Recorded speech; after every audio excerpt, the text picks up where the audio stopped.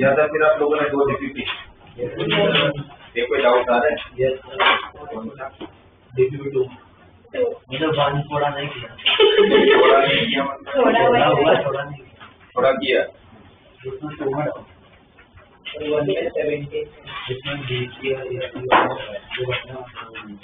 One में कौन था 17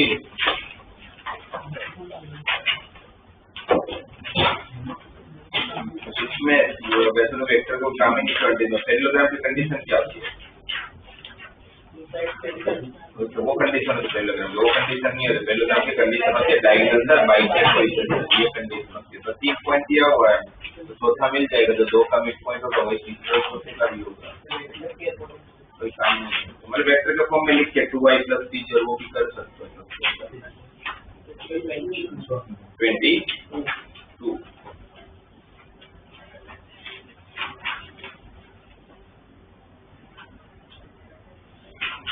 ऐसा से इसमें आप क्या कर लो 22 में आप लोग को ये प्रूव करना है कि AB और CD इस पॉइंट पर इंटरसेक्ट करते हैं इनडायरेक्टली AB और PB कोलिनियर होगा ना तो AP और PB को कोलिनियर प्रूव कर दो सिमिलरली आप CP और PD को कोलिनियर प्रूव कर दो तो इंटरसेक्टिंग पॉइंट तो इनका कोलिनियर कैसे प्रूव करोगे वो रेशियो सेम होना चाहिए पहले उसके पहले आपको AP वेक्टर निकालना पड़ेगा मैं दोनों के बीच में कांस्टेंट का डिफरेंस होना चाहिए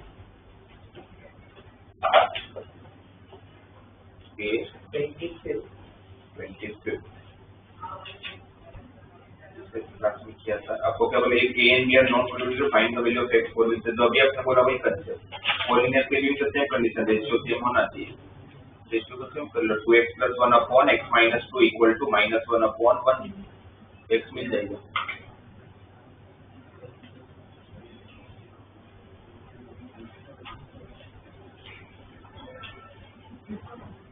कोई DPP 2 में 4 क्रॉस प्रोडक्ट भी करना चाहिए कोई लास्ट क्लास में यही सेंस तो किया था टेक्स्ट बुक का एक क्वेश्चन आपको अगर कोई वेक्टर डी दे जो ए और बी दोनों के साथ परपेंडिकुलर तो क्या करना चाहिए ए और बी का क्रॉस प्रोडक्ट और वो जो ए क्रॉस बी मिलेगा वो डी के साथ पैरेलल होगा क्योंकि ए क्रॉस बी भी ए और बी के साथ परपेंडिकुलर है और डी भी परपेंडिकुलर है तो A cross B = k * d vector या d vector = k d vector = k * a cross b vector और वो की आपको ढूंढना पड़ेगा और k ढूंढने के लिए आपको क्या दिया हुआ है t.d = 21 इसके लिए आपको k मिल जाएगा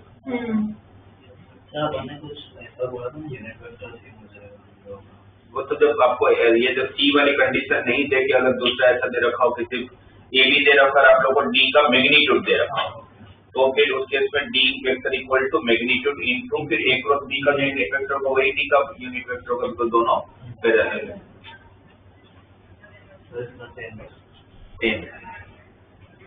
If A and B are unit vectors inclined at an angle theta, then prove that sin θ/2 = 1/2 magnitude of A vector minus B vector वापस वही बात होगी कि आपको वेक्टर नहीं दिया और उसके मैग्नीट्यूड की बात हो रही है तो आप क्या करोगे जो मैंने बताया कि जब वेक्टर ना दिया हो और अगर उसका मैग्नीट्यूड रिलेटेड क्वेश्चन आता तो कौन सी property A dot A = magnitude of A का होल स्क्वायर यहाँ पर क्या करूंगा A cap minus B cap का whole square = A cap minus B cap dot A cap minus B cap A cap dot A cap is A cap का whole square minus twice of A cap dot B cap minus minus B cap का whole square ये 1 है ना unit vector तो 1 + 1 2 minus twice of A cap का magnitude into B का magnitude into cos theta ये 1 तो वापस क्या बचा 2 - 2 cos थीटा क्या कॉमन 2 क्या रहेगा अंदर 1 - cos थीटा इसकी फॉर्मूला 2 sin स्क्वायर θ/2 ये सब किसके बराबर है A vector minus B vector का स्क्वायर तो स्क्वायर जब हटेगा तो 4 का स्क्वायर रूट 2 और sin स्क्वायर θ/2 का sin θ/2 तो sin θ/2 तो आपको प्रूव करना है सर 11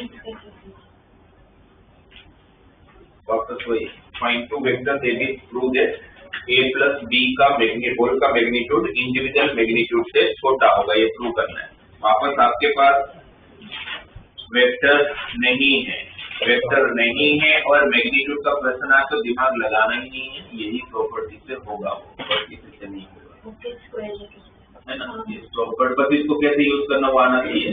ये ले लिया a डॉट a मैग्नीट्यूड का होल स्क्वायर और यूनिट वेक्टर तो 1 plus twice of a dot b plus b dot b तो b का होल स्क्वायर तो वो भी 1 और ये आपका a प्लस b का होल स्क्वायर, राइट। अब यहाँ पर 1 plus 1 2 plus twice of a dot b की फॉर्मूला a कैप का मैग्नीट्यूड b कैप का magnitude into cos theta, correct. Right, अब क्वेश्चन में देखोगे तो आपको क्या प्रूव करना है कि a प्लस b को साथ में लेकर उसका मैग्नीट्यूड फाइंड करते हो तो इंडिविजुअल मैग्नीट्यूड से वो बड़ा होगा। सर इसमें एक आपने नॉर्मल वेक्टर ही दिया जो चलेगा, ये नहीं चलेगा, नॉर्मल वेक्टर है, यूनिट वेक्टर नहीं है। तो फिर यूनिट वेक्टर नहीं है तो फिर आप लोगों के पास ये 1 लिखा उसकी जगह पर आपका क्या आएगा, यहाँ पर a का स्क्वायर और यहाँ पर भी b का स्क्वायर।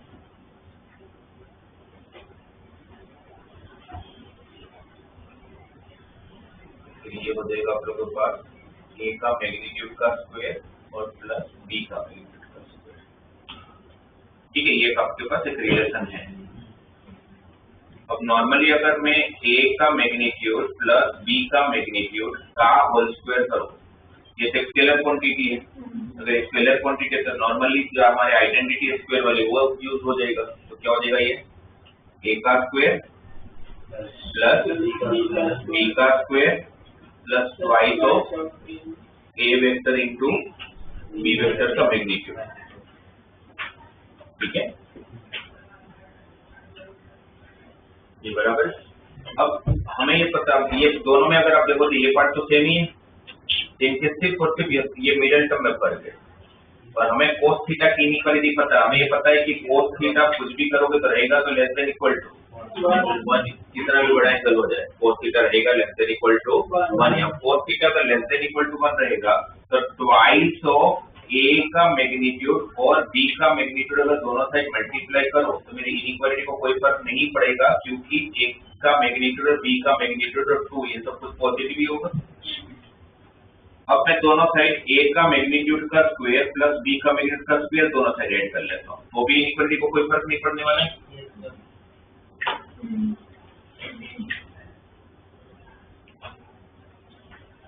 तब अगर दोनों साइड अगर आप देखेंगे तो ये किसकी वैल्यू हो गई, ये हो गई वैल्यू आपका a कैप मतलब a vector plus b vector पूरे का होल स्क्वायर के बराबर, और ये किसकी वैल्यू हो गई, individual a vector plus b vector का होल स्क्वायर का, तो दोनों से स्क्वायर हटा दो, ये होगा।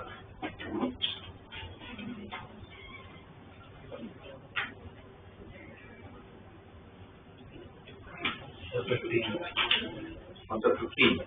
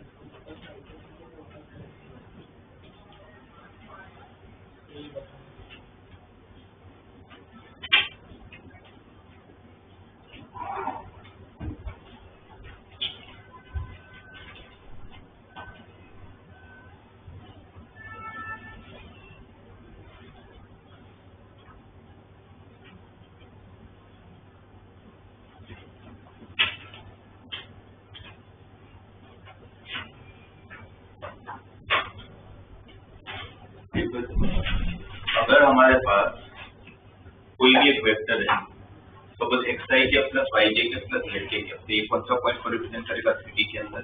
xyz, right. अब ये जो वेक्टर है, ये सपोज कोई भी P पॉइंट है, इस A पॉइंट है। अब ये जो OA वेक्टर जो आपको वेक्टर दिख रहा है, इसको अगर हम लोगों को लिखना है तो कैसे लिखेंगे? xyz क्या होगा OA वेक्टर का? प्रोजेक्शन। OA वेक्टर का क्या होगा? xyz projection. और xi के, yj के और z के वो क्या होंगे? कंपोनेंट। और वो तीनों कंपोनेंट को अगर आप ऐड करोगे तो आपको पूरा वेक्टर मिल जाएगा, ठीक है। अब अगर ये वेक्टर अगर यहाँ पर थीटा एंगल बना रहा है एक्स एक्सिस के साथ, राइट, ये लेंथ कितना? x, ये लेंथ कितना? x। अगर यहाँ पर आप cos थीटा अप्लाई करते हो तो cos थीटा क्या होगा? ये वेक्टर को अभी मैं a वेक्टर नाम दे रहा हूँ, तो cos थीटा क्या होगा? x अपॉन a का मैग्नीट्यूड, राइट। तो x is equal to a का magnitude into cos theta, correct. अब यही वेक्टर y एक्सिस के साथ भी कुछ ना कुछ एंगल बनाता होगा, सपोज बनाता है अल्फा, तो फिर अब वहां पर cos अल्फा क्या होगा? अरे ये लेंथ कितना? y, so what is cos alpha? y upon a का मैग्नीट्यूड, तो what is y? Magnitude of a into cos alpha. अब जैसे बोर्ड है तो मैं आपको 3D समझा तो नहीं सकता, ड्रॉ तो नहीं कर सकता, तो विजुअलाइज करें। जैसे एक्स एक्सिस के साथ पर्टिकुलर ड्रॉ किया, y पे मैंने पर्टिकुलर ड्रॉ किया, वैसे z पे जब मैं पर्टिकुलर ड्रॉ करूंगा तो कहां पर कट करता होगा जाके? मतलब कहां पर कट करता होगा? उसको ओरिजिन से डिस्टेंस क्या होगा? मैं जब इसका यहाँ पर कट करूंगा तो ये पॉइंट कौन सा होगा? 0,0,z, right. तो यहाँ पर ये डिस्टेंस कितना हो जाता होगा? z, right. और z एक्सिस के साथ जब कुछ एंगल बनाता होगा तो सिमिलरली अगर इसके साथ अगर उस एंगल को अगर मैं बीटा बोलूं तो cos बीटा क्या हो जाता होगा? z बाय a का मैग्नीट्यूड, ठीक है। तो व्हाट इज z? a का magnitude into cos beta, right. अब ये जो तीनों value I x, y and z, इसको मैं यहाँ पुट करता हूँ a वेक्टर के अंदर, तो अब a वेक्टर क्या होगा? a का magnitude into cos theta into i cap, y a का magnitude into cos alpha into j cap, z equal to a का magnitude into cos beta into k cap. यहाँ से क्या कॉमन है? a का मैग्नीट्यूड कॉमन लेके दूसरी तरफ डिवाइड कर लेता हूँ, तो a वेक्टर अपॉन a का मैग्नीट्यूड, किसी भी वेक्टर अपॉन उसके मैग्नीट्यूड के साथ डिवाइड करो तो क्या मिलेगा? a का magnitude equal to cos theta into i के plus cos alpha into j के plus cos beta into k के। अगर ये यूनिट वेक्टर है तो इसका मैग्नीट्यूड तो 1 होगा, तो इसका मैग्नीट्यूड 1 होगा, तो इसका मैग्नीट्यूड मतलब क्या? cos square theta plus cos square alpha plus cos square beta, ये होगा उसका मैग्नीट्यूड। इसका मैग्नीट्यूड 1 होगा, दोनों तरफ रूट हटाने के लिए स्क्वायर कर लो तो लास्ट में मुझे क्या रिलेशन मिला? cos square theta plus cos square alpha plus cos square beta को क्या होना पड़ेगा? 1। और ये जो cos थीटा, cos अल्फा और cos बीटा होता है उसको वेक्टर और 3D के लैंग्वेज में बोलते हैं डायरेक्शन कोसाइन। क्या बोलते हैं? Direction cosine. जैसे पूरा 2D स्लोप पे चलता है ना, पूरा का पूरा 2D 2 डायमेंशन पे स्ट्रेट लाइन पढ़ते हो, उसमें हर क्वेश्चन में हमें किसकी जरूरत पड़ती है? वैसे 3D के अंदर हर क्वेश्चन में आपको डायरेक्शन कोसाइन की जरूरत पड़ेगी, राइट। वहां का स्लोप, यहाँ का डायरेक्शन कोसाइन, राइट। तो डायरेक्शन कोसाइन क्या होता है? डायरेक्शन कोसाइन कोई भी लाइन या कोई भी वेक्टर इन 3D का एक्स एक्सिस, वाई एक्सिस और जेड एक्सिस के साथ का एंगल होता है, राइट। जैसे इसके थ्रू मैंने क्या लिया? cos theta, cos alpha and cos beta. नाम तो थीटा अल्फा बीटा के अगर आप कुछ भी दे सकते हो उसको नाम, बट नॉर्मली इसको एलिमेंट से भी रिप्रेजेंट किया जाता है। a equal to cos theta, n equal to cos alpha, n equal to cos beta. तो मुझे एक प्रॉपर्टी मिली कि कोई भी लाइन का डायरेक्शन कोसाइन का स्क्वायर का एडिशन किसके इक्वल होता है? 1 के इक्वल होता है। अब 15 क्वेश्चन में आप लोगों को दे रखा है कि एक्स एक्सिस के साथ का एंगल कितना है? 5/4, मतलब थीटा कितना दिया हुआ है 5/4। ये y एक्सिस के साथ एंगल कितना दिया हुआ है 5/3। तो मुझे बोला कि z एक्सिस के साथ एंगल क्या होगा, है ना। तो ये डायरेक्टली प्रॉपर्टी लगा देंगे तो क्या हो जाएगा आप लोगों का, थीटा की जगह पर 5/4 तो cos 45 1/√2 का स्क्वायर 1/2 अल्फा कितना है 60 तो cos 60 1/2 तो 1/2 का square 1/4 plus cos square beta equal to 1 तो cos square beta equal to 1 minus 1/2 1/2 1/2 minus 1/4 तो 1/4 तो cos स्क्वायर बीटा 1/4 होगा तो cos बीटा 1/√2 तो बीटा इक्वल टू 45 सॉरी 1/2 तो π/6 π/3। अब तो वो तीसरा एंगल जो ढूंढना था वो कितना आ गया 5/3। और फिर बोला था कि उसके कंपोनेंट लिखो वेक्टर के, तो ठीक है नहीं सारी वैल्यू रख दूंगा तो मेरा ए वेक्टर क्या हो जाएगा, मतलब ए कैप क्या हो जाएगा थीटा 45 तो cos 45 1/√2 तो 1/√2 i कैप वो पहला component with respect to x, ये 60 था तो cos 60 1/2 into j कैप जो y एक्सिस के साथ का कंपोनेंट प्लस cos बीटा जो 45 डिग्री है तो cos 45 भी 1/√2 तो क्या हो जाएगा 1/√2 k कैप। ये आप लोगों का फाइनल आंसर आ जाएगा 5/3 सॉरी 5/3 है तो cos 60 is 1/2 k कैप। 15 से फाइंड करना था, इसमें डायरेक्शन कोसाइन का कंसेप्ट आप यूज कर लो जल्दी हो जाएगा। तो डायरेक्शन कोसाइन क्या होता है, कोई भी लाइन है कोई भी वेक्टर का एक्स एक्सिस वाई एक्सिस और जेड एक्सिस के साथ का जो एंगल बनता है उसको बोलते हैं डायरेक्शन कोसाइन, और उसकी फर्स्ट प्रॉपर्टी उसका स्क्वायर का एडिशन हमेशा 1 आना है।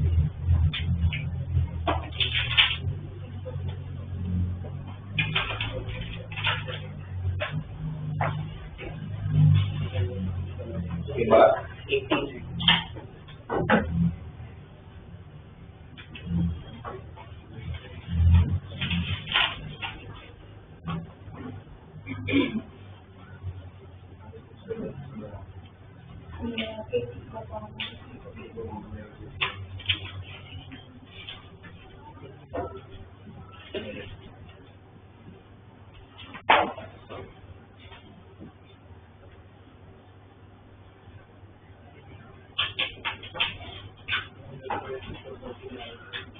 आंसर 18 हो गया। ए डॉट से को दूसरी तरफ शिफ्ट कर लो।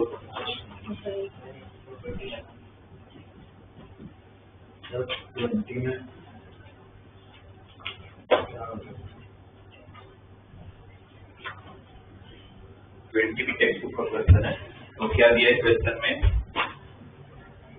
ये सारे 20 वाले क्वेश्चन मतलब काफी सारे क्वेश्चन 20 वाला, थर्ड और फोर्थ वाले ये सब आप लोग के बोर्ड पॉइंट ऑफ व्यू से काफी अच्छे क्वेश्चन है। 9th वाला 9th में हम लोग का डेरिवेशन हो गया कंपोनेंट वाला।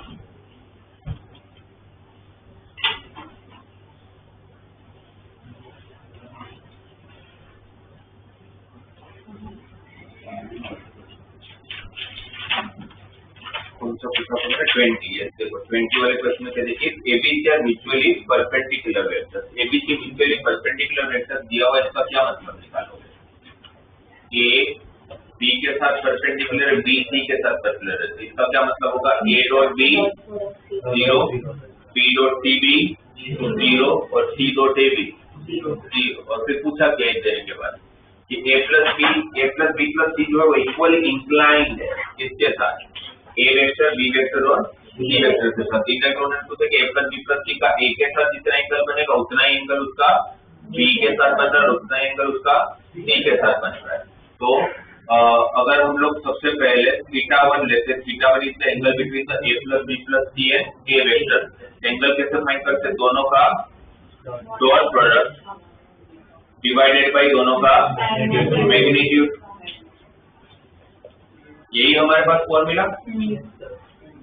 अब A dot A, what is A dot A, A का मैग्नीट्यूड का whole square, A dot A क्या होगा A का मैग्नीट्यूड का whole square. What is B dot A 0, what is B dot A 0 divided by A plus B plus C और A का magnitude, ये और ये कैंसिल।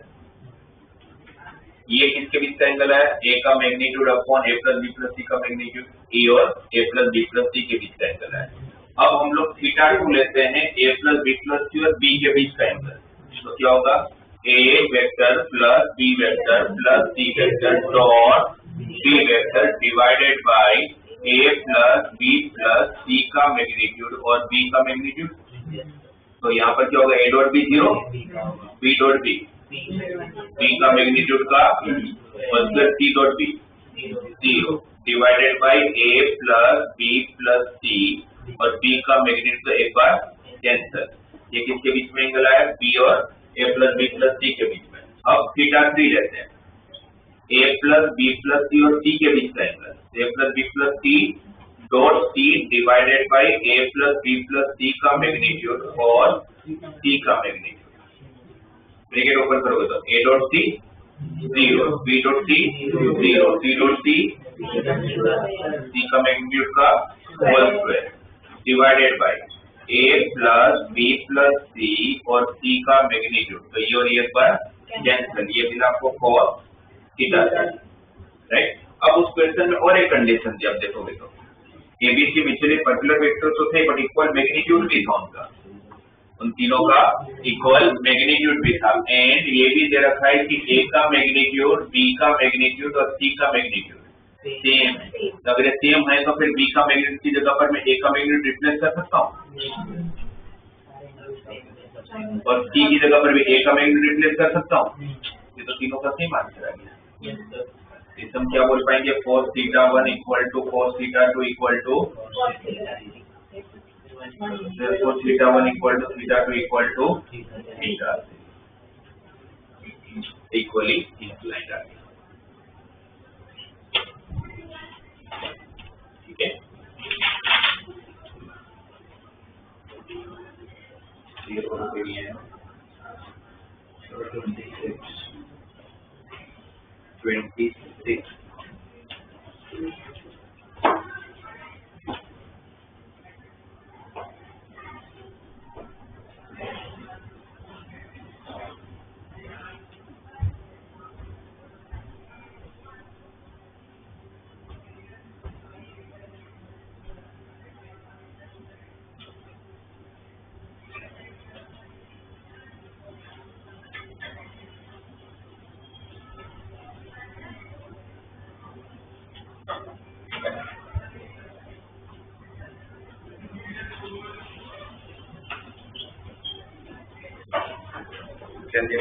में find the value of a for which the vector makes acute angle with the coordinate axis. Find the value of a for which the vector, कौन सा vector है?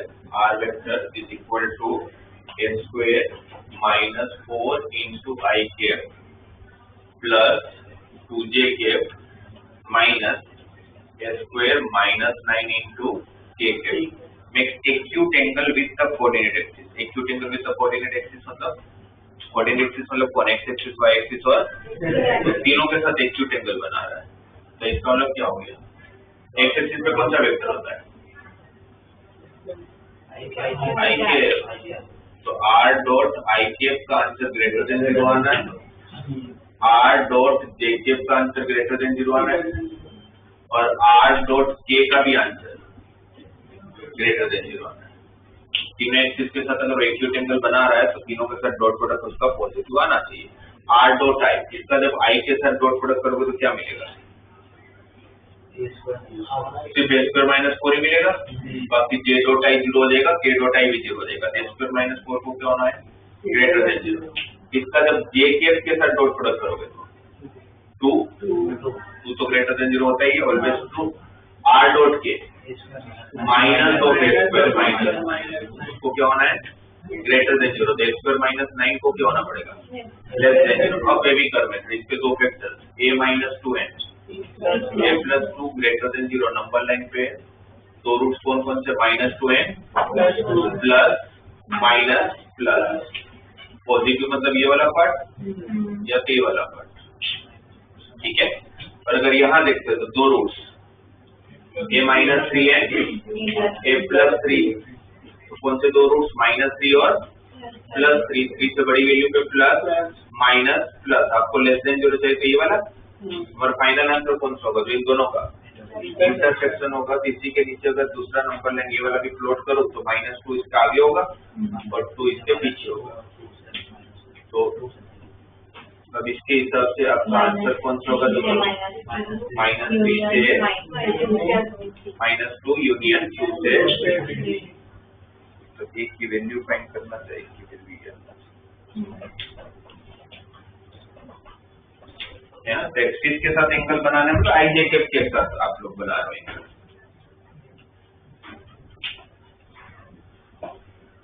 So the 31st question of altitude of triangle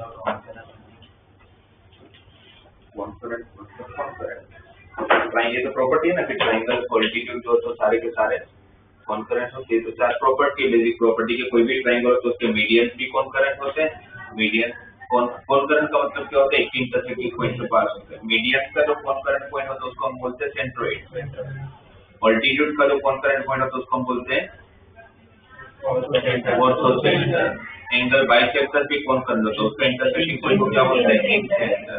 और perpendicular side bisector भी concurrent होता है, उसका intersecting point computer. तो ये हमें पता है कि ऑल्टीट्यूड आर ऑलवेज कॉन्करेंट, ये तो बेसिक प्रॉपर्टी। बट ये आपको वेक्टर से प्रूव करना है। अभी आपको वेक्टर से प्रूव करना है कि आपके ऑल्टीट्यूड जो होंगे वो कॉन्करेंट है या कॉन्करेंट होते हैं। उसको कैसे प्रूव करेंगे?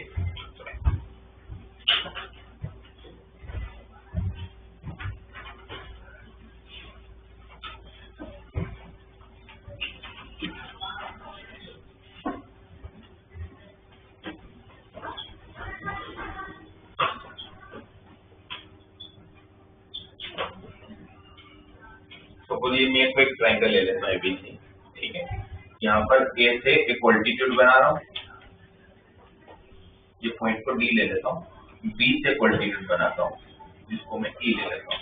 टू डायगोनल्स तो कौन, मतलब टू ऑल्टीट्यूड तो कॉन्करेंट होते, कोई भी दो लाइन तो हमेशा कॉन्करेंट होते ही अंटिल अनलेस जो पैरेलल ना हो, उसको प्रूव ही नहीं करना था। टू लाइन ऑलवेज इंटरसेक्ट करेंगे आप लोग का, और तीनों लाइन इंटरसेक्ट करेंगे इसी पॉइंट पर जरूरी नहीं होता। तो लास्ट में मैं ये प्रूव कर दूंगा कि C है ना, मतलब C से ड्रॉ के ऑल्टीट्यूड इसी पॉइंट से पास होता होगा। इसको कुछ नाम देता हूँ, वो नाम दे देते हैं। तो लास्ट में क्या प्रूव करने के C से बनाया गया ऑल्टीट्यूड कहाँ से पास होगा? O से पास होगा।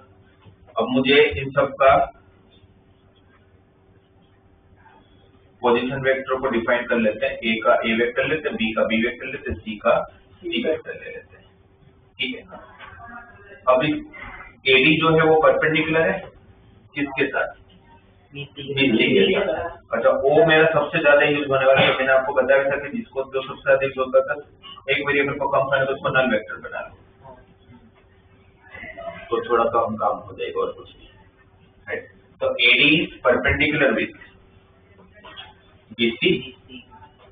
AD किसके साथ परपेंडिकुलर है? BC के साथ।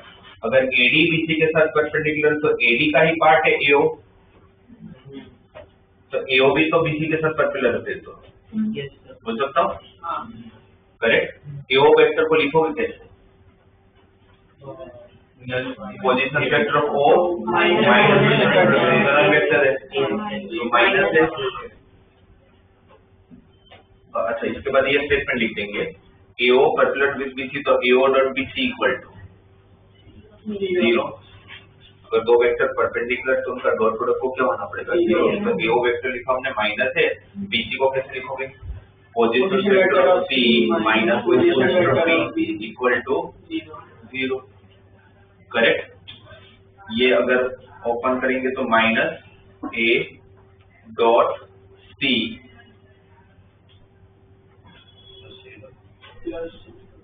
और minus minus plus A dot B equal to 0।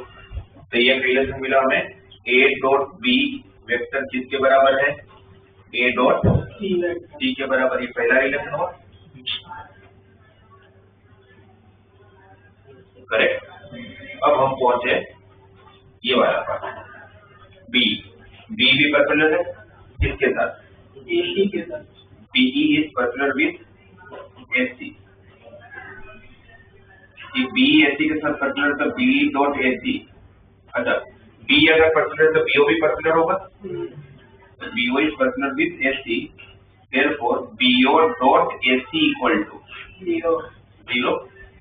BO dot OC equal to 0. BO को कैसे लिखोगे? Position vector O minus position vector B, तो क्या हो जाएगा? Minus B dot C minus A. AC is position vector of C minus position vector of A.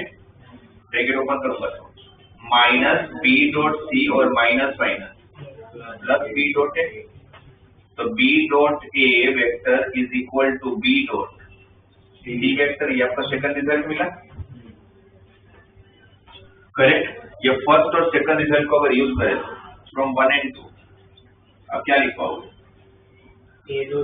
दोनों में A dot B है. इसका A dot B A dot C के बराबर है, उसका A dot B B dot C के बराबर. तो क्या लिख पाएंगे? A dot C equal to B dot C. और अगर A dot C equal to B dot C अगर मैं लिख रहा हूँ तो A dot C minus B dot C equal to 0. A dot C minus B dot C equal to 0. क्या common? C. जैसे लिख सकता हूँ A minus B dot C is equal to 0. A minus B मतलब कौन सा वेक्टर? B A vector.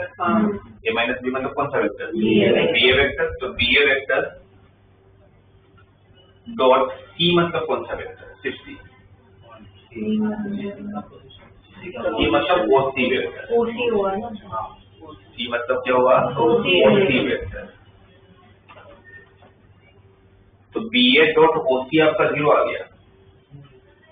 BA dot OC कब 0 होगा? जब BA OC के साथ, और देखा जाए तो आपको वही तो प्रूव करना. BA अगर OC के साथ अगर पर्टिकुलर हो गया तो OC को अगर मैं एक्सटेंड करूंगा, OC BA के साथ पर्टिकुलर है तो डेफिनेटली इसको एक्सटेंड नहीं करना पड़ता. OC तो उससे पहुंच AB तक तो पहुंच ही नहीं रहा. तो आप लोग यहाँ से डायरेक्टली बोल सकते हो, इसको कुछ नाम दे दोगे. सपोज EF नाम दे देता हूँ. इसके बाद में क्या लिखोगे? स्टेटमेंट के बाद BA is perpendicular OC, therefore CF is perpendicular with OC. और CF अगर OC को perpendicular तो CF कहाँ से पास हो रहा है? O से पास हो रहा है. तो अगर तीनों लाइन अगर O से पास हो रहा है तो तीनों लाइन कैसे होगी?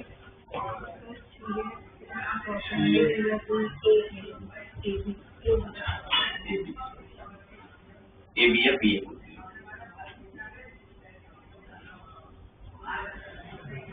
This was a statement is of the case, therefore all the altitudes are passing through point O, therefore they are concurrent. तो किसी भी दो को इंटरसेक्टिंग पॉइंट लेके तीसरे को वहीं से पास करवा दो.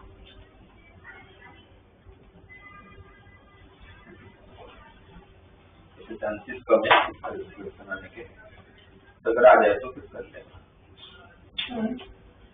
21st क्वेश्चन में हमें सिर्फ पोजीशन वेक्टर्स पहले मतलब सारी लाइंस निकालनी है ना पहले. So this is the point that we with position are the vertex of the right angle triangle, also find the remaining angle of the triangle.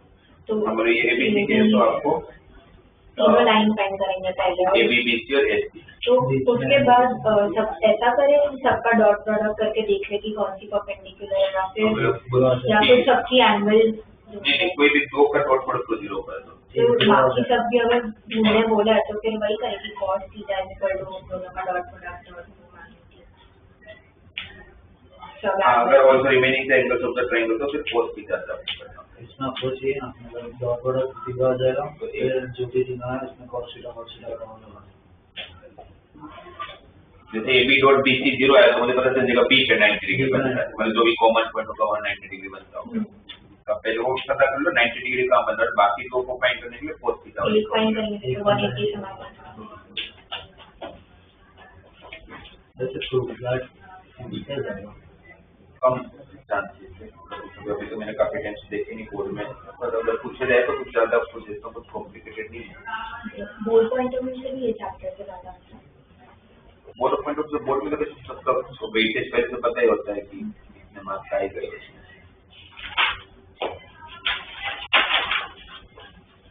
हो गया तो बाकी सारे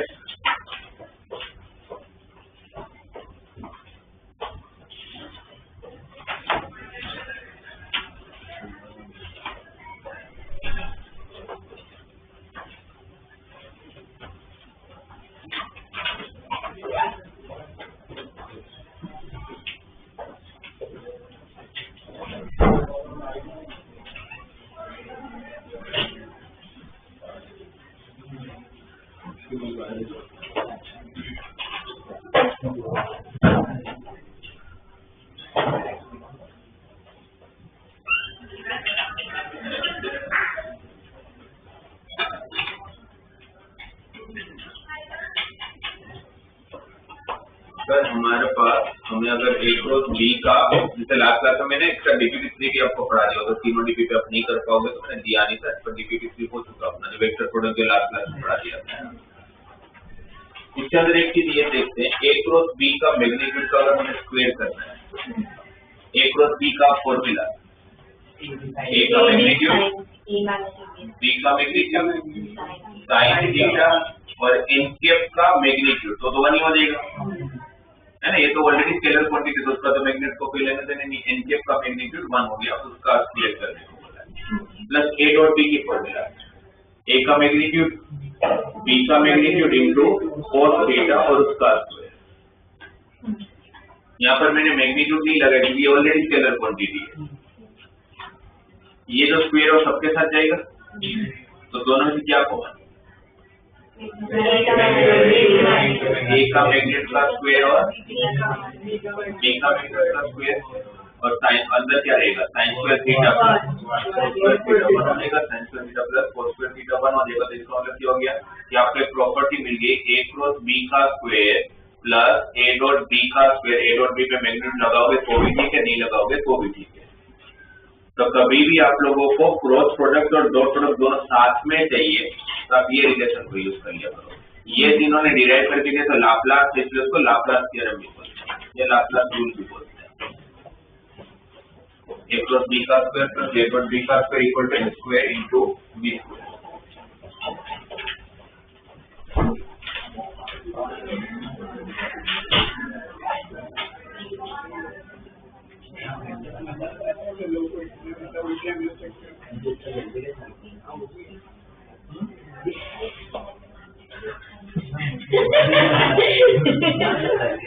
तो मुझे क्या पता क्या है, सारी बातें बोलते हैं। कोई अगर कोई बात करेगा तो कान बंद हो तो बात नहीं।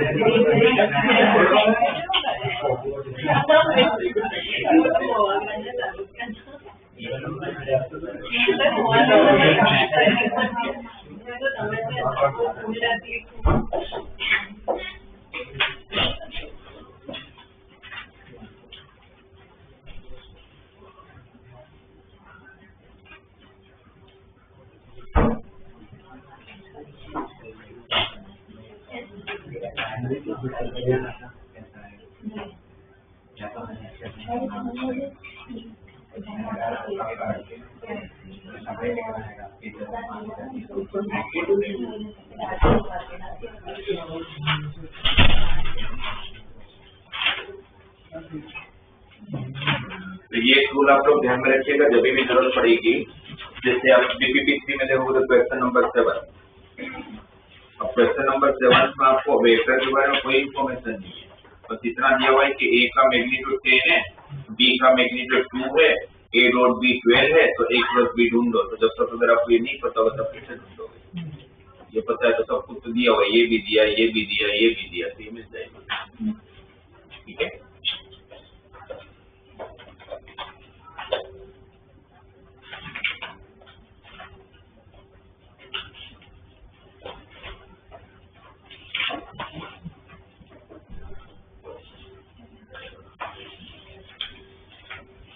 इसका क्वेश्चन नंबर 21 है, कैसे करेंगे, ठीक है। ये तो वही सेम क्वेश्चन हो गया। इसमें जो 7th वाला क्वेश्चन है, उसमें जो A और B का दिया है, उसमें उनका स्क्वायर करके मल्टीप्लाई करने के बाद आएगा। इसको वैल्यू रखते हैं, A क्रॉस B का स्क्वायर ढूंढना है मुझे, A क्रॉस B का स्क्वायर ढूंढना है मुझे। A डॉट B मुझे दिया हुआ है 12, 12 का स्क्वायर 144 हो गया, एक का मैग्नीट्यूड 10 दे रखा है, 10 का स्क्वायर 100 हो गया, इसका 2 दे रखा है, 2 का स्क्वायर 4 हो गया। तो A क्रॉस B का स्क्वायर इक्वल टू 400 माइनस 144, कितना होगा ये 26। तो A क्रॉस B का स्क्वायर कितना देगा 16। तो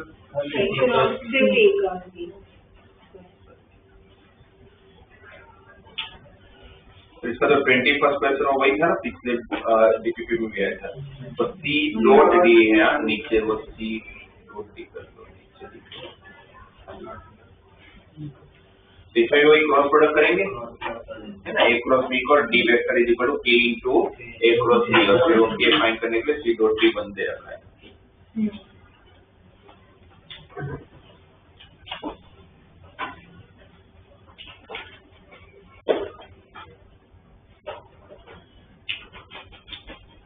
वैसे सेम क्वेश्चन फिर वापस 32 भी है।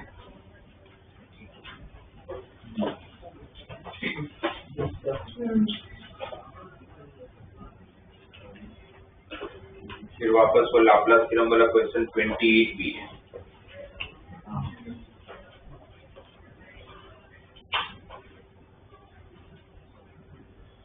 Question number 11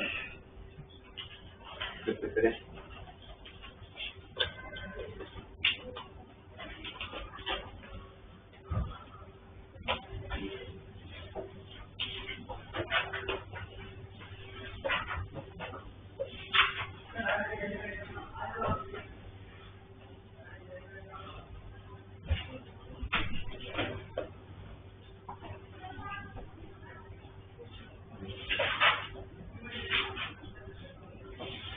Number 11. That is, so there is a perpendicular distance of the point C from the line joining A and B. So there is a perpendicular distance of the point C from the line joining A and B.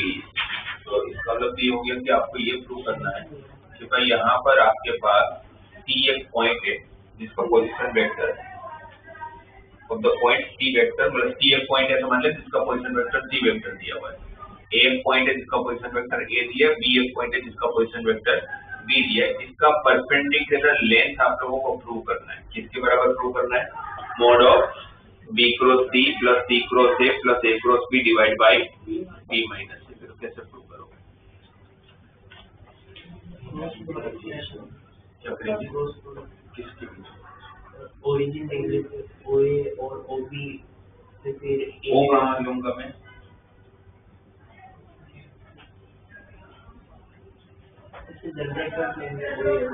क्या करेंगे? इसको join करके triangle बनाएंगे। क्या कर लेंगे? इसको join करके ट्रायंगल बना लेंगे। इसको ट्रायंगल बना लेंगे। ये पॉइंट क्योंकि हमें पता ही नहीं है डी पॉइंट के बारे में, पता वो डी हमारा फूट है हमें पता है, राइट। तो हमें ये पता नहीं कि अगर मुझे ट्रायंगल है एबीसी का अगर इसका एरिया निकालना है तो area of the triangle ACB is equal to half of base into height. Height मतलब CD, CD height over base मतलब एबी, ठीक है। इसको अगर वेक्टर फॉर्म में लिखूंगा तो 1/2 into CD into AB. AB मतलब क्या हो गया? Position vector of B minus position vector of A. इससे क्या मिलेगा आपको? एरिया। पर लास्ट क्लास में जो मैंने आप लोगों को वेक्टर का अगर एप्लीकेशन बताया था तो वेक्टर से कैसे आप लोग इसका एरिया ढूंढोगे? Half of vector product of two adjacent side, right. कोई भी दो वेक्टर, सपोज ये ले लेता हूं तो CF AC vector cross AB vector, AC vector cross AB vector. AC vector को कैसे लिखोगे? Position vector of C minus position vector of A। और AB वेक्टर को कैसे लिखोगे? Position vector of B minus position vector of A। अब अगर ये ब्रैकेट ओपन किया जाए तो क्या होगा? C cross B minus C cross A minus A cross B और minus minus plus A cross A 0। A cross A कितना? 0। अब ये जो C क्रॉस B है अगर मैं उसको B क्रॉस C लिखूं तो क्या होगा? Minus of B cross C। तो तीनों में से क्या कॉमन? माइनस। तीनों में से क्या कॉमन? माइनस। और माइनस मोड के बारे में प्लस हो जाएगा। तो देखा जाए तो area of the triangle ABC किसके बराबर आ गया मेरे पास? Half of B cross C plus C cross A plus A cross B। मतलब मैं एरिया क्यों ले रहा हूँ? क्योंकि एरिया ऐसा है कि जिसका पर्टिकुलर लेंथ यूज आता है, half of base into height. पर मुझे उसका एरिया फाइंड करने का हाइट के बिना भी एक मेथड पता है, पर मैं इससे एरिया निकालो इससे एरिया निकालो आंसर तो सेम ही आएगा। इसको इक्वेट कर लेता हूँ, half of CD cross B minus A से, तो दोनों साइड क्या कट पहले तो हाफ कट, पर CD फाइंड करने तो क्या करूंगा, ये B माइनस से दूसरी तरफ जाएगा तो डिवाइड में चला जाएगा, तो ये को प्रूव करना है। जब लोगों का जो हाइट होगा वो ये जो हमने प्रूव किया है इसकी इक्वल, इसमें क्या करना चाहिए आप लोगों को, जब भी हाइट से रिलेटेड आता है अगर वेक्टर के अंदर तो आप वेक्टर प्रोडक्ट को यूज करो, फिर उसके अंदर ट्राइंगल के एरिया में हाइट यूज आता है।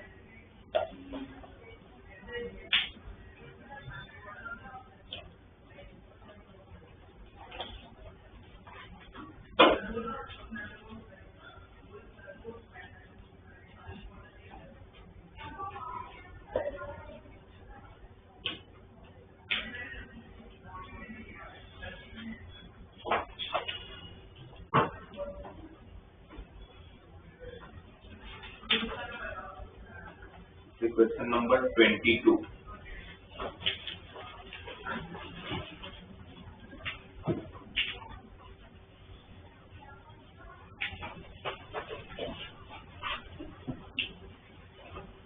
For any two vectors A vector and B vector, जिसके बारे में अपने को आइडिया नहीं है, 1 प्लस A वेक्टर का मैग्नीट्यूड का स्क्वायर इंटू 1 प्लस B का मैग्नीट्यूड का स्क्वायर इक्वल टू, बहुत बड़ा स्टेटमेंट राइट हैंड साइड में दिया है, करे क्या, क्योंकि A और B तो पता नहीं है, तो क्या करना है, A dot A equal to magnitude of A का होल स्क्वायर, क्योंकि मैग्नीट्यूड के रिलेटेड बात होगी, किसका मैग्नीट्यूड की बात हो रही है, किसके मैग्नीट्यूड की बात हो रही है, A vector plus B vector plus A cross B vector का मैग्नीट्यूड का स्क्वायर किसके बराबर होगा, A plus B plus A cross B dot A plus B plus A cross B, right. अब इसका डॉट प्रोडक्ट ब्रैकेट ओपन करते हैं, पहला आइटम A डॉट A, क्या लिखूंगा, A डॉट A को A का मैग्नीट्यूड का whole square plus A dot B plus A dot A cross B, what is value of A dot A cross B, A dot A cross B का answer कितना, 0। मैं A cross B को result करते हैं तो A के साथ भी पर्टिकुलर होता है, B के साथ भी होता है, तो what is A dot A cross B, 0। B dot A cross B 0, ये A के साथ हो गया, B पे आया, तो B पे जब करोगे तो B डॉट A पता नहीं है, B डॉट B, B का मैग्नीट्यूड का whole square plus B dot A cross B जो 0 हो जाना है, ठीक है। फिर यहाँ पहुंचा A cross B dot A, A cross B dot A वो भी 0 हो जाएगा, A cross B dot B वो भी 0 हो जाएगा, और लास्ट में A cross B dot A cross B, तो magnitude of A cross B का होल स्क्वायर। कौन कौन से टर्म 0 है, ये 0 हटा देता हूँ, ये 0 हटा देता हूँ, ये 0 हटा देता हूँ, ये 0 इसको भी हटा देता हूँ। सच्चे बाबू हमारे पास टर्म कौन कौन से बचे, A का मैग्नीट्यूड का स्क्वायर बचा प्लस B का मैग्नीट्यूड का स्क्वायर बचा plus A dot B plus A dot B का 2 टाइम A डॉट B बचा प्लस A क्रॉस B का मैग्नीट्यूड का होल स्क्वायर बचा। ठीक, अब देखते हैं प्रूविंग में क्या है, उसके साथ चेंज करते हैं। प्रूविंग में बोला है कि ये किसके बराबर होगा, 1 माइनस A डॉट B का होल स्क्वायर भी चाहिए, ओके ठीक है। तो अब इसमें से ऐसा कौन सा टर्म आपको दिख रहा है जो चाहिए नहीं फिर भी आया, 2A डॉट B तो फिर भी चलेगा, बिकॉज A डॉट B चाहिए, A क्रॉस B का मैग्नीट्यूड का स्क्वायर कहीं नहीं चाहिए मुझे, A डॉट B तो चाहिए मुझे ये नहीं चाहिए, तो अभी लाप्लास यूज किया था हमने, उसको यूज कर लेते हैं। A क्रॉस B का स्क्वायर किसके बराबर था,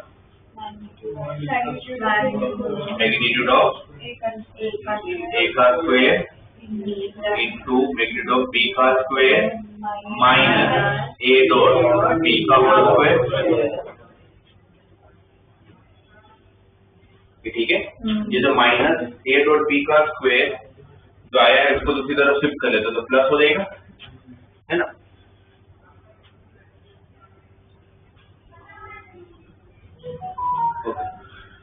ये ए प्लस बी प्लस ए क्रॉस बी का होल स्क्वायर। अब जो भी चाहिए, अब जो करने नेक्स्ट को देख के पता कर रहा हूँ मैं कि अब नेक्स्ट मुझे क्या चाहिए, इसके साथ मुझे 1 माइनस ए डॉट बी का होल स्क्वायर चाहिए। तो 1 माइनस ए डॉट बी का होल स्क्वायर चाहिए, तो ये इस तरफ रिप्लेस करता हूँ, ये 2 ए डॉट बी को भी इस तरफ भेज देता हूँ और दोनों तरफ 1 ऐड कर लेता हूँ, 1 मिसिंग है। 1 plus twice of A dot B, sorry 1 minus twice of A dot B, plus है ना, इस तरफ आएगा तो माइनस, ये माइनस है इस तरफ आएगा तो प्लस ए डॉट बी का मैंने सिर्फ अपनी तरफ से क्या ऐड किया है, 1, तो दोनों तरफ करना पड़ेगा।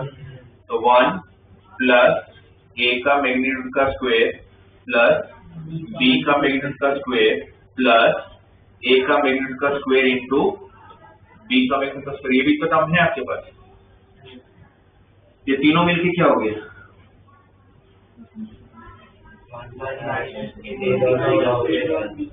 1 माइनस ए डॉट बी का whole square, 1 minus A dot B का होल स्क्वायर। और यहाँ पर से इन दोनों से क्या कॉमन है, इन दोनों में बी स्क्वायर, तो अंदर क्या रहेगा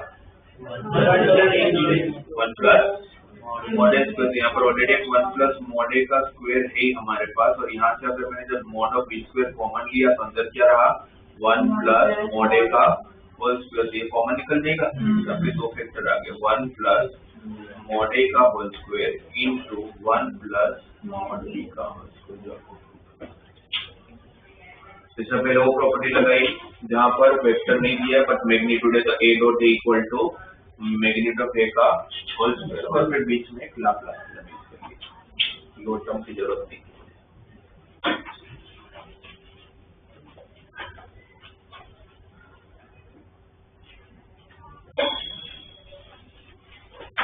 इसका नेक्स्ट वाला क्वेश्चन 23 क्या कंसेप्ट लगाया जाए,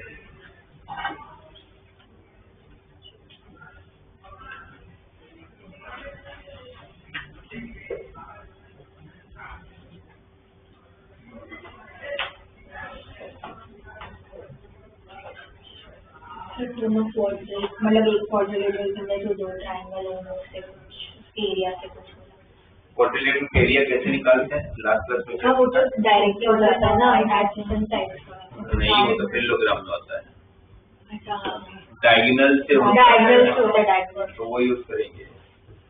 23 में क्या दिया हुआ आप लोगों को कि भाई हमारे पास एबीसीडी क्वाड्रिलेटरल है, राइट, कौन सा वो नहीं पता, तो क्वाड्रिलेटरल है। जैसे कोई भी क्वाड्रिलेटरल ले लेता हूँ, ए बी सी और डी, ए बी वेक्टर पूरा कितना दिया हुआ है, D vector, A D vector कितना दिया हुआ है, डी वेक्टर, तो इनडायरेक्ट बोले ए आपका नल वेक्टर, और बी का पोजीशन वेक्टर को बी वेक्टर ले लेते हैं, डी के पोजीशन वेक्टर को डी वेक्टर लेते, ए को नल वेक्टर ले लेते हैं, ए को नल वेक्टर ले लेते हैं, ठीक है ना। और ST vector, ST vector, ST vector आप लोगों को क्या दिया हुआ है, MP vector plus PD vector. तो बोला कि इस क्वाड्रिलेटरल का एरिया प्रूव करके दो कि half of M plus P into B vector cross D vector का मैग्नीट्यूड, ठीक है। और हमें पता है कि किसी भी क्वाड्रिलेटरल का एरिया अगर फाइंड करना है, एरिया ऑफ द क्वाड्रिलेटरल किसके इक्वल होगा, half of cross product of diagonal, तो SD cross BD, SD cross BD, ठीक है ना। ये लास्ट क्लास में हम डिस्कस कर चुके थे। पैरेललोग्राम से एरिया फाइंड करना था, आपका दो चॉइस है, कौन कौन सी दो चॉइस है, एडजस्टेंट साइड का वेक्टर का क्रॉस प्रोडक्ट कर लो तो भी चलेगा, या फिर डायगोनल से करना है तो half of vector product of diagonal, right. पर क्वाड्रिलेटरल का एरिया फाइंड करना तो एक ही चॉइस आपके पास, डायगोनल से करना पड़ेगा, इसमें हमने क्या ले लिया AC क्रॉस BD, राइट। अब AC उन्होंने पहले से दे दिया है। AC वेक्टर क्या दिया हुआ है MB vector plus PD vector, जहां पर M और P जो होगा वो कोई भी स्केलर क्वांटिटी होगा, पता नहीं क्या है, ठीक है। MB प्लस PD, ये तो हो गया AC वेक्टर के बाद। BD वेक्टर को कैसे लिखोगे, position vector of D minus position vector of B, और ब्रैकेट ओपन करते हैं मतलब क्रॉस प्रोडक्ट करते हैं, तो क्या होगा MB क्रॉस D, तो M into B cross D minus MB cross B 0 plus PD cross D 0, PD cross B तो minus B of D cross B, right. ये B क्रॉस D है, ये D क्रॉस B है। D cross D को अगर मैं B cross D लिखूंगा तो माइनस माइनस हो जाएगा, तो half of M into B cross D plus P into B cross D। M और P तो क्या है स्केलर क्वांटिटी है, अभी दोनों में से क्या कॉमन B क्रॉस D, तो B क्रॉस D जब कॉमन लूंगा तो अंदर रहेगा क्या M प्लस P, जो आपको प्रूव करना है। तो दोनों में फिर अलग अलग डायगोनल मोड लगा दोगे तो इसमें भी वापस वही कि आपको अगर ये ध्यान नहीं होगा तो एरिया के लिए डायगोनल यूज करने से क्वेश्चन नहीं बनेगा।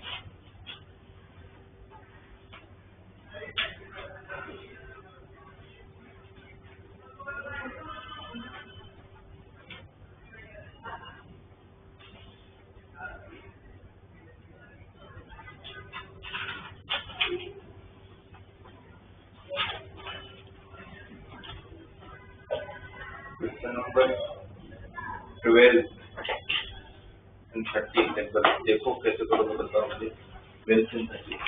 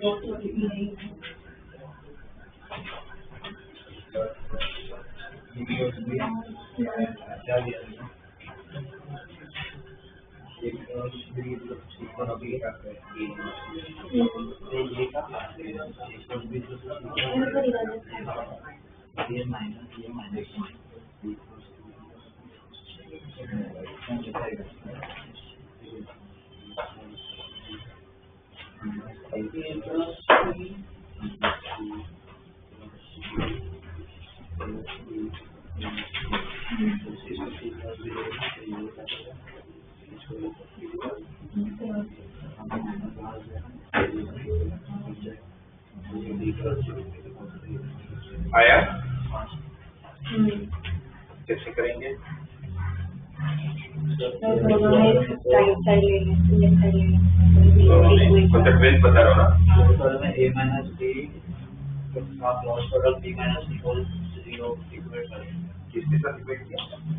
a minus c का cross product b minus c से करेंगे तो 0 आ जाएगा। वही पैरेलल रूप में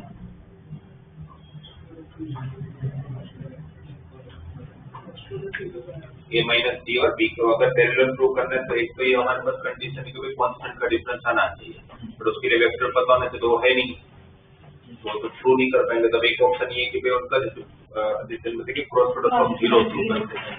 तो क्रॉस प्रोडक्ट जीरो आ गया तो कंफर्म है कि वो दोनों या तो पैरेलल होंगे या तो कोलिनियर होगा। वैसे भी पैरेलल कोलिनियर मतलब एक ही है वेक्टर में।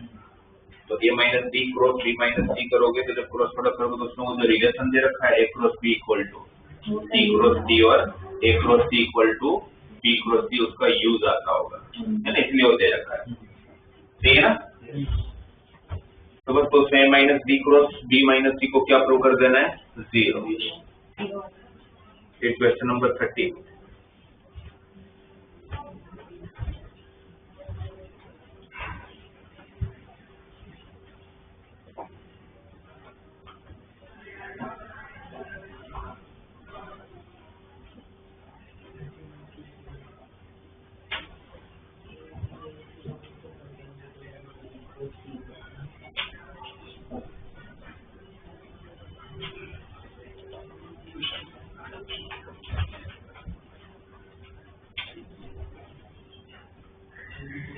क्या करें? Let A B C be unit vector such that a dot b equal to a dot c equal to 0।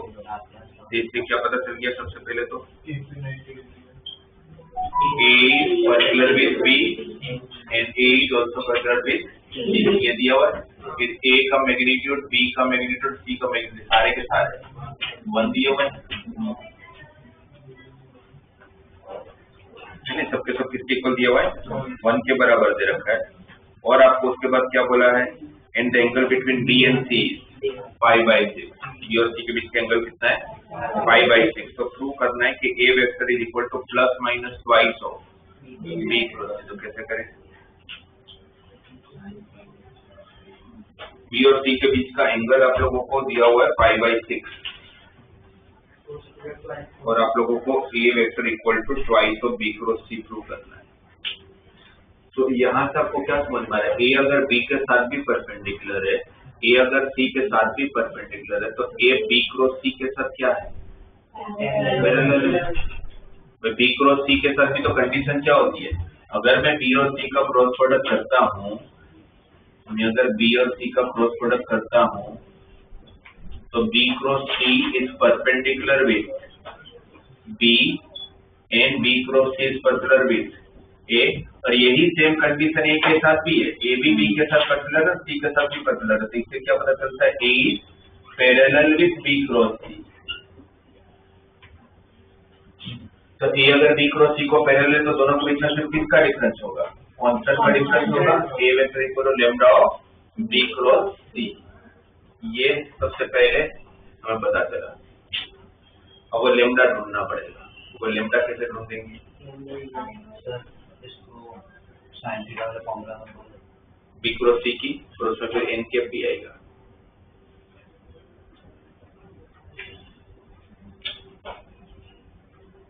तो लैम्डा कैसे फाइंड करें?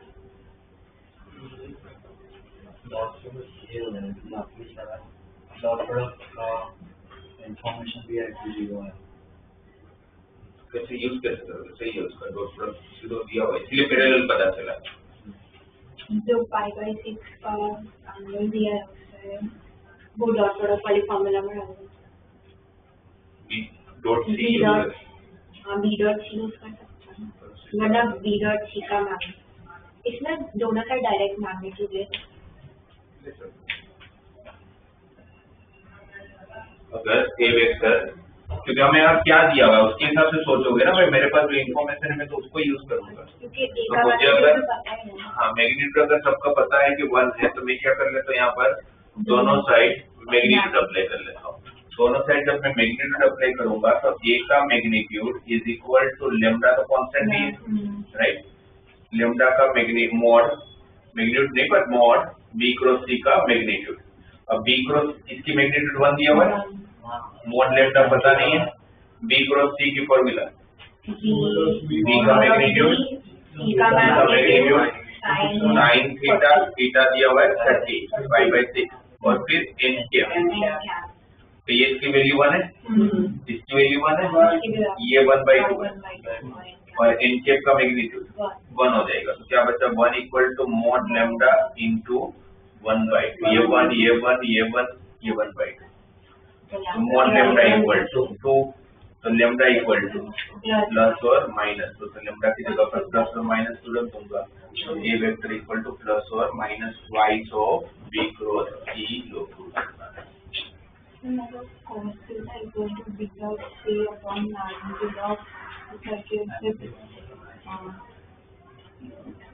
तो B डॉट C आ जाएगा उससे और फिर लाप्लेस में सब्स्टिट्यूट करके B डॉट C आ जाएगा और सीधा मैग्नीट्यूड का पता है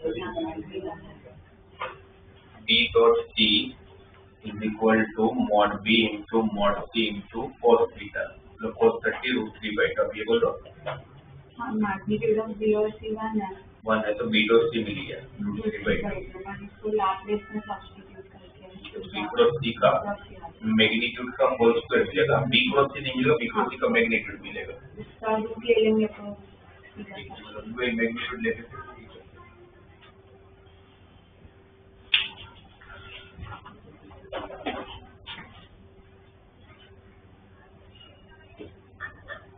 क्वेश्चन नंबर 16।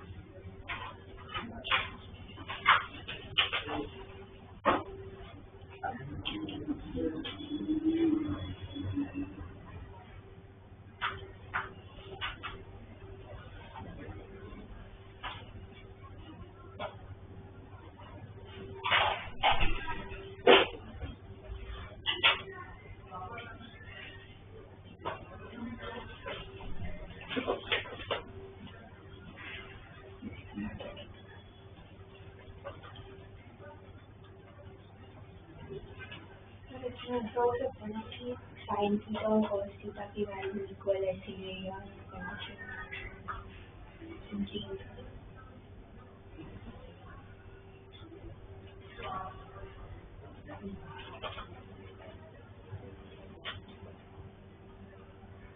आपको 16 में दिया है कि एक ABC कोई भी वेक्टर से A dot B equal to A dot C और A cross B equal to A cross C।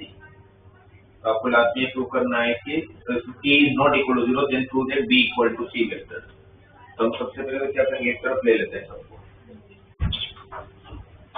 अगर यहाँ पर पहली कंडीशन है A डॉट B, इस कंडीशन को पहले इंटरप्रेट करते हैं कि कंडीशन वेक्टर थ्योरी में क्या होता है, जब स्टेटमेंट है तो उसको इंटरप्रेट कर लिया तो क्या बोलना चाह रहे हैं, उसके पीछे का रीजन क्या है। A dot B equal to A dot C का मतलब क्या होगा, A dot B minus A dot C equal to 0।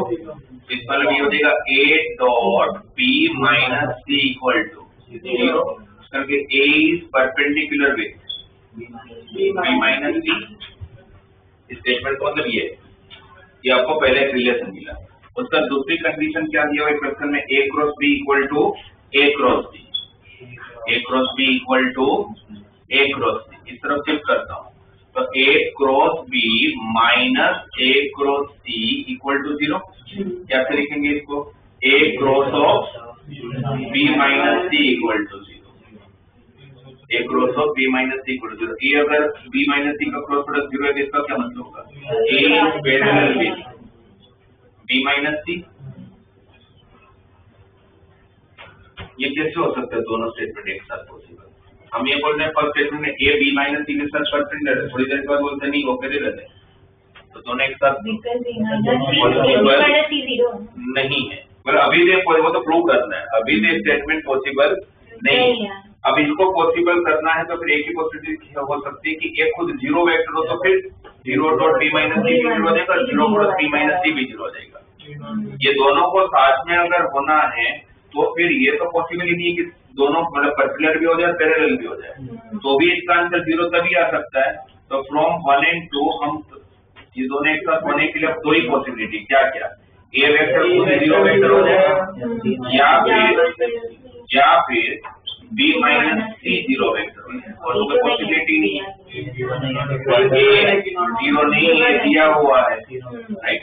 But given है कि a is not equal to 0, तो फिर आपके पास एक ही कंडीशन बचती है b माइनस सी को ही होना पड़ेगा, तो b इक्वल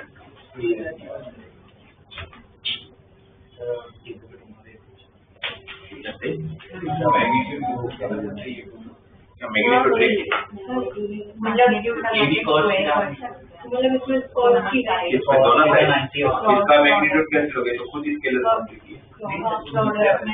इसमें a क्रॉस b का magnitude equal to a cross c का मैग्नीट्यूड।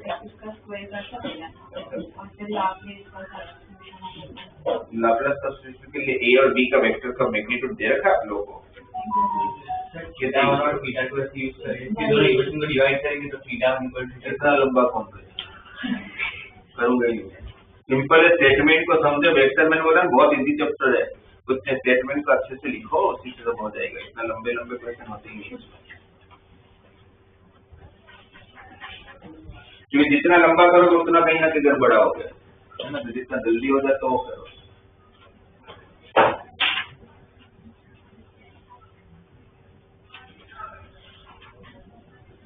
फिर क्वेश्चन नंबर 24,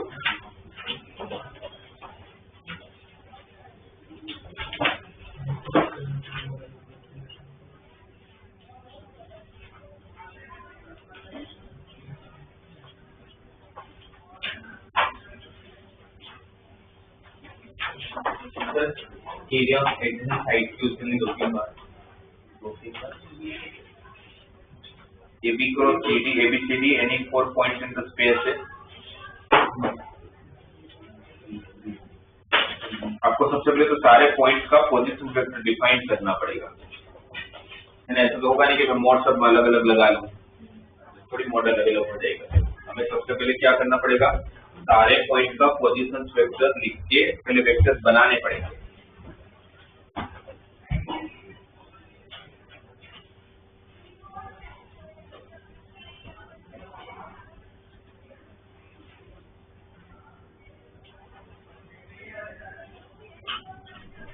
इनपुट में काम कर लेते हैं, एबीसीडी 4 पॉइंट लेना है और 4 पॉइंट में कोई भी स्पेस में कोई भी 4 पॉइंट लेना है आपको, तो कोई भी एक पॉइंट को क्या ले लेते हैं, नल वेक्टर, उतना काम इजी। बी को ले लेते हैं बी वेक्टर, सी को ले लेते हैं सी पोजीशन वेक्टर और डी को ले लेते हैं डी पोजीशन वेक्टर। ठीक है, 4 ले लिया, फाइन। ये चारों को ज्वाइन कर लेते हैं।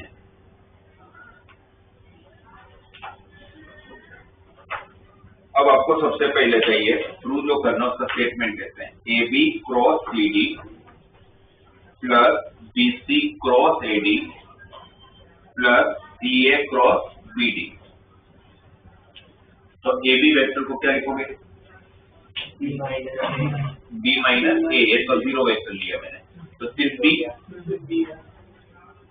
सी D D minus C, B C B minus B A D, D C A minus C cross D minus B, D minus B ना, राइट। अब आप लोग इसको अगर ब्रैकेट ओपन करो तो क्या होगा, B cross D minus B cross C plus C cross D minus B cross D minus C cross D minus minus C cross D. ये प्लस बी क्रॉस डी और ये minus B cross D cancel, plus C cross D और minus C cross D cancel, ये minus B cross C को मैं सी cross B लिख सकता हूँ, प्लस हो जाएगा C cross B twice of C cross B, ये भी तो सी क्रॉस बी, ठीक है। क्या मिला अभी आप लोगों को? Twice of C cross B, ठीक है। अब ये जो सी क्रॉस बी है, अगर आप ध्यान से सोचोगे तो ये सी को मैं एसी वेक्टर लिख सकता हूँ। एसी वेक्टर क्या होता है? Position vector of C minus position vector of A minus null vector. B को क्या लिखोगे? Position vector A B vector, position vector of B minus position vector of A अपना नल वेक्टर। क्या लिख सकते हैं इसको? AC cross A B. और देखा जाए तो ये जो है वो एक ट्राइंगल एबीसी बना। What is area of triangle ABC? इसके बाद अगर हम लिखते हैं एरिया ऑफ ट्राइंगल एबीसी क्या होगा? Half of AB cross AC.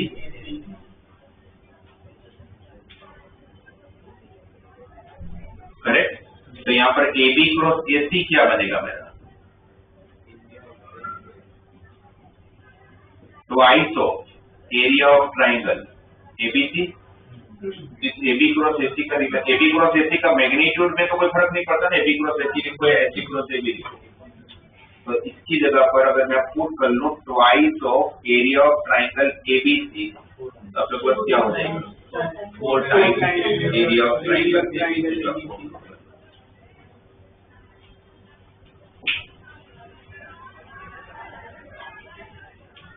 4 point या 5 कितने पॉइंट है तो एक पॉइंट को नजर रखना, वो बस इजी करने के लिए। जरूरी नहीं अगर आपको ये वेक्टर लेना है तो भी हो सकता है, छोड़ एक वेक्टर नल वेक्टर लेने से एक वेरिएबल कम हो जाएगा। 31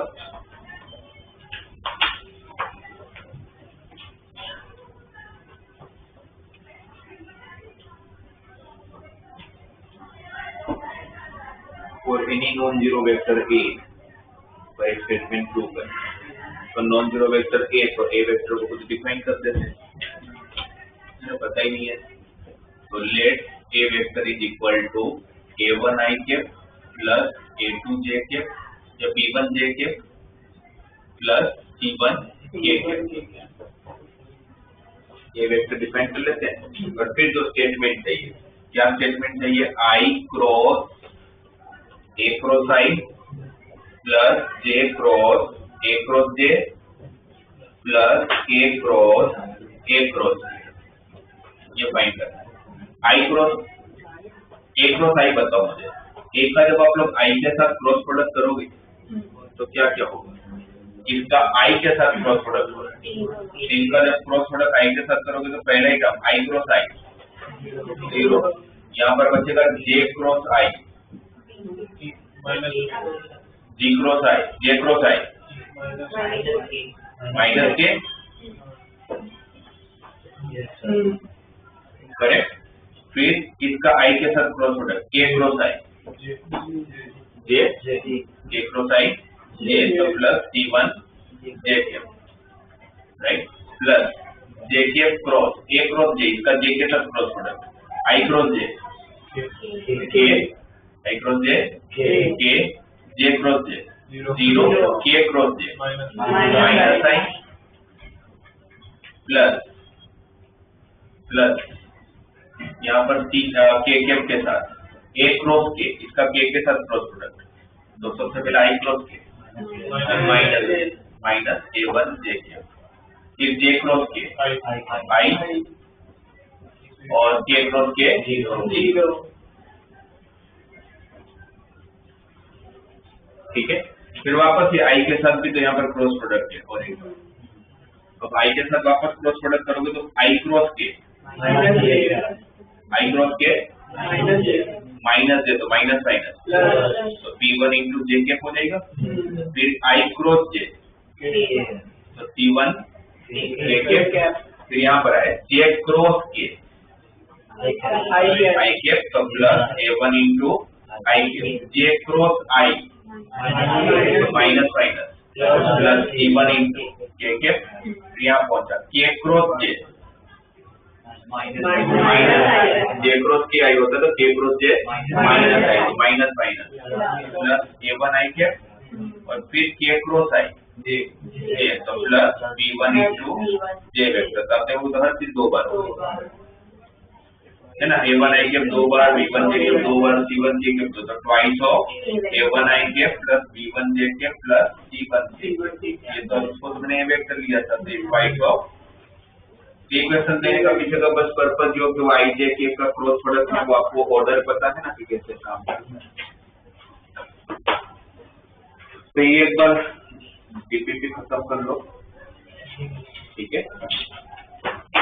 नेक्स्ट क्लास में